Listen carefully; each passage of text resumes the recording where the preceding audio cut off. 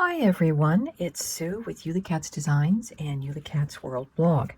And I've got another Christmas card today for you. And it's using the new Karen Burniston Merry Christmas Lorna add-ons, her new Poinsettia, and the photo fan pop-up. We're also going to be using Graphic 45 Enchanted Forest papers. So to start with, we're going to cover our purchased 5x7 or an A7 card base. On the outside, I've colored the fold with black Sharpie permanent marker and the inside with the red, so that when these papers go, we won't see that white line. When I cut my decorative papers, I cut them about 1/8 of an inch larger than the 5x7, just because I never seem to get them on straight, and that way I can trim them fit. So if I can get one edge where I like it, then you can see, even though I'm not perfectly straight, I'll be able to trim off that excess. And we'll do that for the rest of the sides.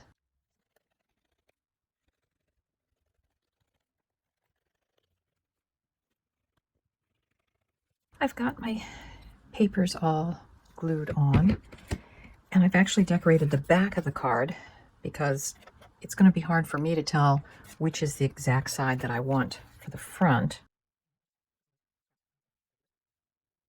So since I know that's going to be my back, we will start there. I just got the Spellbinders Club's 3D embossing folder for the month of October, and it's the Joyful Candy Canes. And I decided to emboss it on some gold foil. And then I took my Sharpie or alcohol markers to color it. And I used pretty much really ultra fine tip ones to get the detail. And I made one mistake in coloring that, so I'm going to try to make sure to cover that up with some decorations. But to install this, I'm going to use my double-sided tape. Using my favorite method of double-sided tape that I've pulled the corners up, I can then easily get my placement, and we have a nice card base.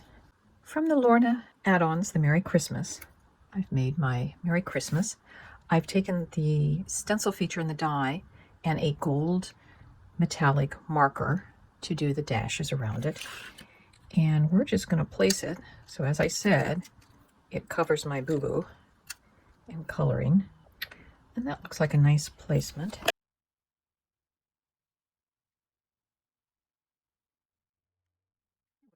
While our card punch is drying, we'll put together our poinsettia.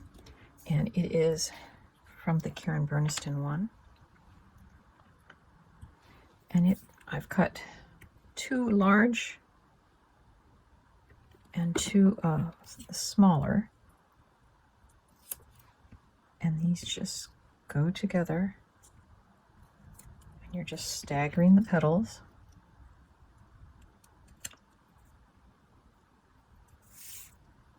And then I'll put a little extra glue. The yellow center I have actually cut with some double-sided adhesive.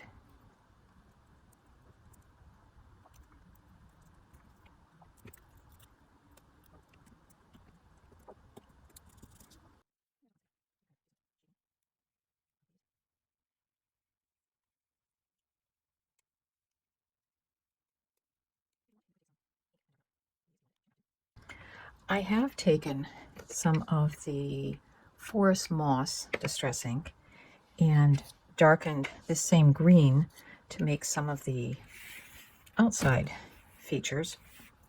The berries I cut with some clear packing tape over the red papers, and then the little dot on them is just a white gel pen. We're now going to install the photo fan, but I'm going to do it in a little bit different way. This is what the normal die cuts out, and you need to train all the folds and so forth. But what I've done is I have cut off all of these arms so that I now have a fan shape. And I took two of the arms that I cut off and glued just one back on. And that's what our flower, our poinsettia, is going to stay on. This is the way it's going to be installed. We just need to make sure that nothing's going to stick out of the card, which I think we're good at. And then just going to put glue on those two flaps, this tab,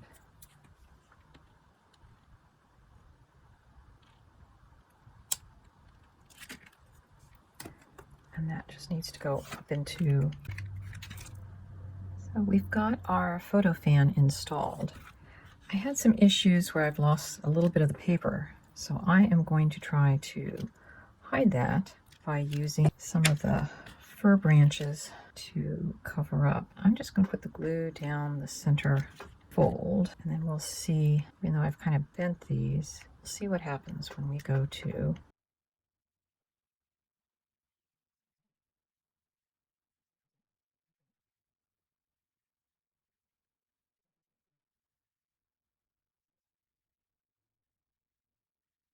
I've glued in my fir tree and the berry decoration.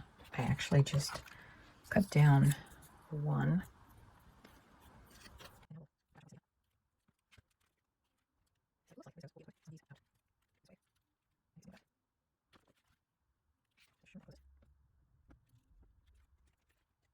And then we've got a label, which is the inside portion label cut from the Lorna Label pop-up.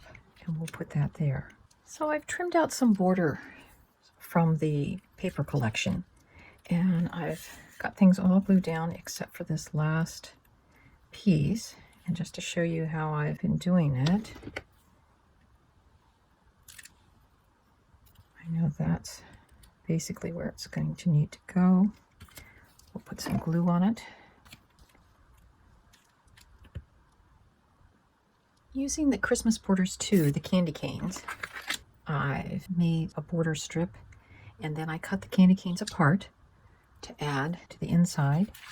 And then on the back, I've cut two apart and formed them into hearts, as well as leaving some that way. So here's our finished card.